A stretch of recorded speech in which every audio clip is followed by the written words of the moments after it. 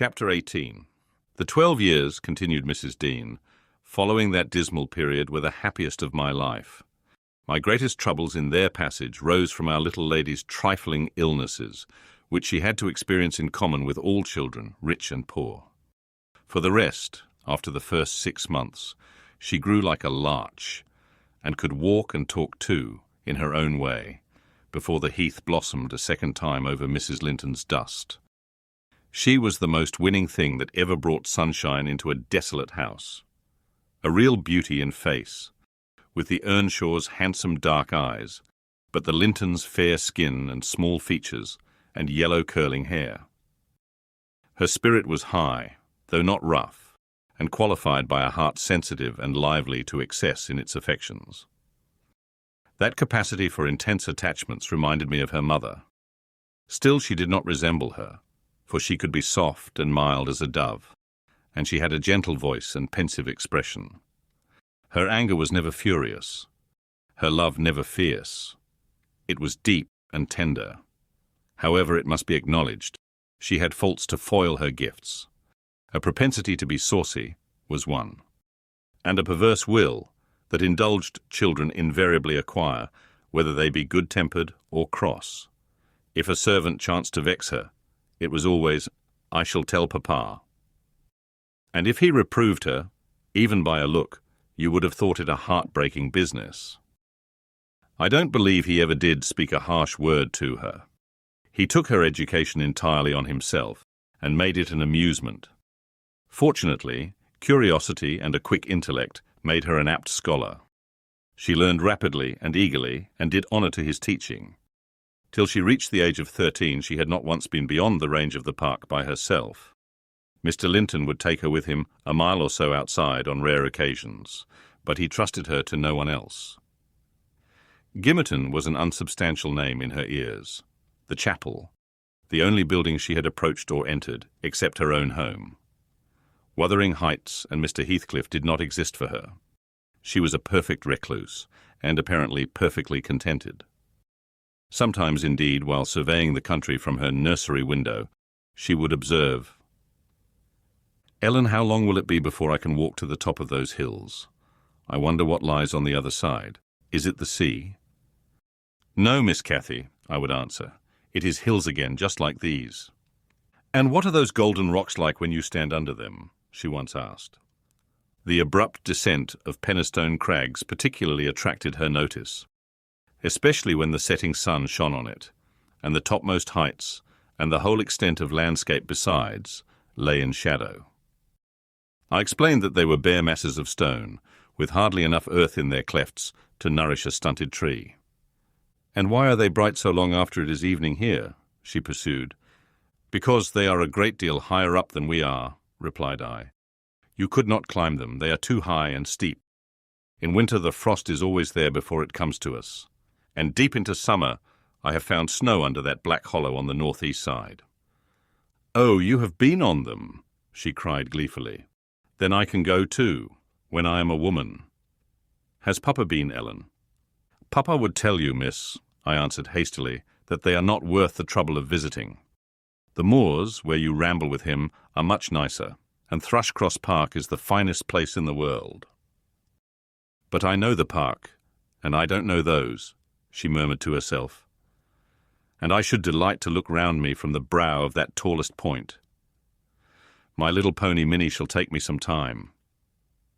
One of the maids mentioning the fairy cave quite turned her head with a desire to fulfil this project.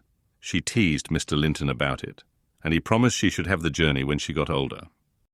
But Miss Catherine measured her age by months, and, "Now am I old enough to go to Penistone Crags?" was the constant question in her mouth.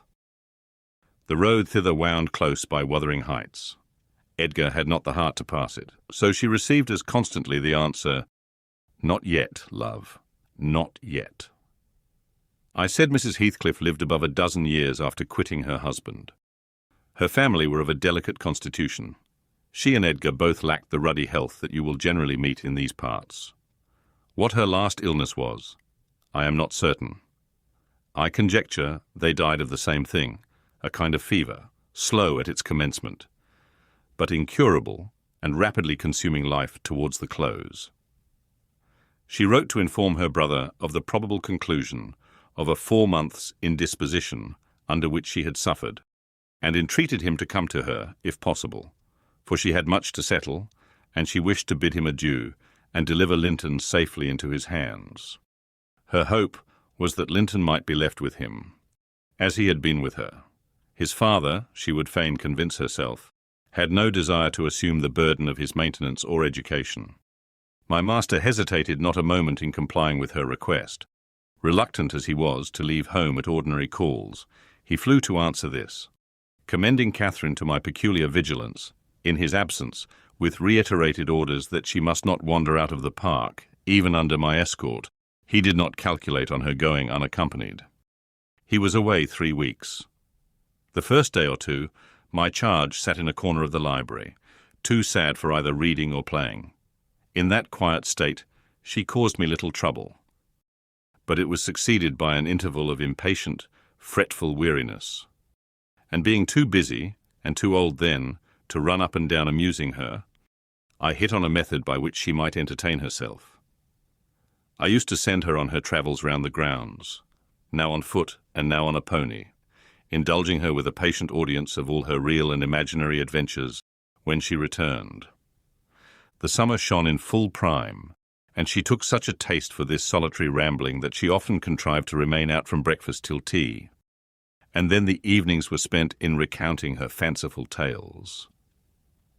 I did not fear her breaking bounds, because the gates were generally locked, and I thought she would scarcely venture forth alone if they had stood wide open. Unluckily, my confidence proved misplaced. Catherine came to me one morning at 8 o'clock and said she was that day an Arabian merchant, going to cross the desert with his caravan, and I must give her plenty of provision for herself and beasts, a horse and 3 camels, personated by a large hound and a couple of pointers. I got together good store of dainties and slung them in a basket on one side of the saddle, and she sprang up as gay as a fairy, sheltered by her wide-brimmed hat and gauze veil from the July sun, and trotted off with a merry laugh, mocking my cautious counsel to avoid galloping, and come back early. The naughty thing never made her appearance at tea. One traveller, the hound, being an old dog and fond of its ease, returned, but neither Cathy nor the pony, nor the 2 pointers were visible in any direction.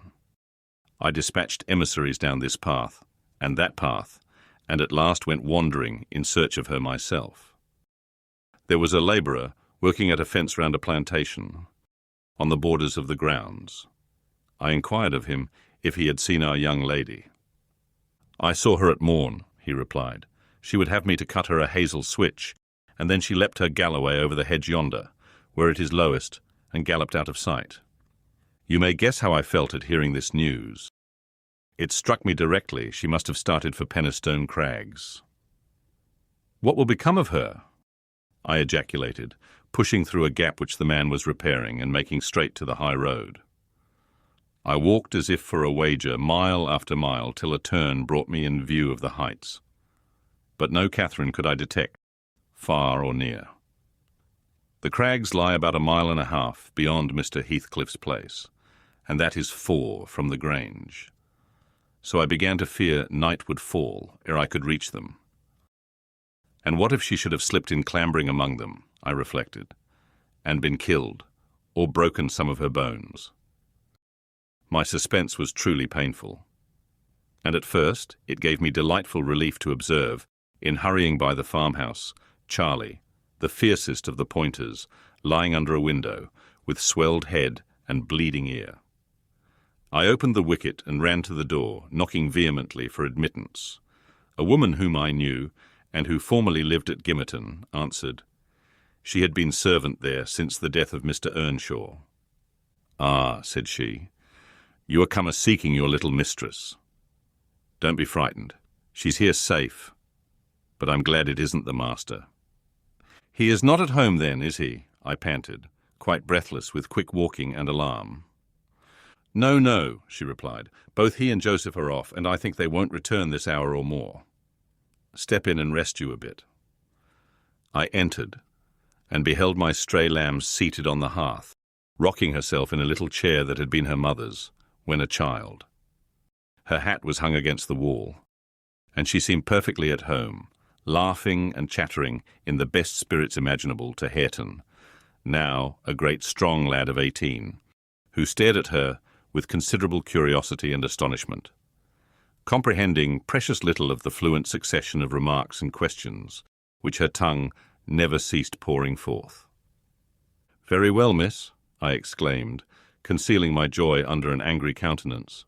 "This is your last ride till Papa comes back. I'll not trust you over the threshold again, you naughty, naughty girl." "Aha, Ellen!" she cried gaily, jumping up and running to my side. "I shall have a pretty story to tell tonight, and so you've found me out. Have you ever been here in your life before?" "Put that hat on and home at once," said I. "I'm dreadfully grieved at you, Miss Cathy. You've done extremely wrong. It's no use pouting and crying. That won't repay the trouble I've had, scouring the country after you. To think how Mr. Linton charged me to keep you in, and you stealing off so. It shows you are a cunning little fox, and nobody will put faith in you any more." "What have I done?" sobbed she, instantly checked. "Papa charged me nothing. He'll not scold me, Ellen. He's never cross, like you." "Come, come," I repeated. "I'll tie the riband." "Now let us have no petulance. Oh, for shame! You 13 years old and such a baby." This exclamation was caused by her pushing the hat from her head and retreating to the chimney out of my reach. "Nay," said the servant, "don't be hard on the bonny lass, Mrs. Dean." We made her stop. She'd fain have ridden forwards, afeard you should be uneasy. Hareton offered to go with her, and I thought he should. It's a wild road over the hills. Hareton, during the discussion, stood with his hands in his pockets, too awkward to speak, though he looked as if he did not relish my intrusion. "How long am I to wait?" I continued, disregarding the woman's interference. "It will be dark in 10 minutes. Where is the pony, Miss Cathy? And where is Phoenix? I shall leave you unless you be quick, so please yourself." "The pony is in the yard," she replied, "and Phoenix is shut in there. He's bitten, and so is Charlie. I was going to tell you all about it, but you're in a bad temper and don't deserve to hear." I picked up her hat and approached to reinstate it, but perceiving that the people of the house took her part, she commenced capering round the room, and on my giving chase ran like a mouse over and under and behind the furniture, rendering it ridiculous for me to pursue. Hareton and the woman laughed, and she joined them, and waxed more impertinent still, till I cried in great irritation, "Well, Miss Cathy, if you were aware whose house this is, you'd be glad enough to get out." "It's your father's, isn't it?" said she, turning to Hareton. "Nay," he replied, looking down and blushing bashfully. He could not stand a steady gaze from her eyes, though they were just his own. "Whose then your master's?" she asked. He coloured deeper, with a different feeling, muttered an oath, and turned away. "Who is his master?" continued the tiresome girl, appealing to me. "He talked about our house and our folk. I thought he had been the owner's son. And he never said miss. He should have done, shouldn't he, if he's a servant?" Hareton grew black as a thundercloud at this childish speech. I silently shook my questioner, and at last succeeded in equipping her for departure. "Now get my horse," she said, addressing her unknown kinsman as she would one of the stable boys at the Grange. "And you may come with me. I want to see where the goblin hunter rises in the marsh, and to hear about the fairishes, as you call them. But make haste. What's the matter? Get my horse, I say." "I'll see thee damned before I be thy servant," growled the lad. "You'll see me what?" asked Catherine in surprise. "Damned, thou saucy witch," he replied. "There, Miss Cathy, you see you have got into pretty company," I interposed. "Nice words to be used to a young lady. Pray don't begin to dispute with him. Come, let us seek for Minnie ourselves and be gone." "But Ellen," cried she, staring fixed in astonishment, "how dare he speak so to me? Mustn't he be made to do as I ask him? You wicked creature, I shall tell Papa what you said. Now then." Hareton did not appear to feel this threat, so the tears sprang into her eyes with indignation. "You bring the pony?" she exclaimed, turning to the woman. and let my dog free this moment." "Softly, miss," answered the addressed. "You'll lose nothing by being civil. Though Mr. Hareton there be not the master's son, he's your cousin, and I was never hired to serve you." "He my cousin!" cried Cathy with a scornful laugh. "Yes, indeed," responded her reprover. "Oh, Ellen, don't let them say such things," she pursued in great trouble. "Papa is gone to fetch my cousin from London. My cousin is a gentleman's son. That my—" She stopped and wept outright, upset at the bare notion of relationship with such a clown. "Hush, hush," I whispered. "People can have many cousins, and of all sorts, Miss Cathy, without being any the worse for it. Only they needn't keep their company if they be disagreeable and bad. He's not my cousin, Ellen," she went on, gathering fresh grief from reflection and flinging herself into my arms for refuge from the idea.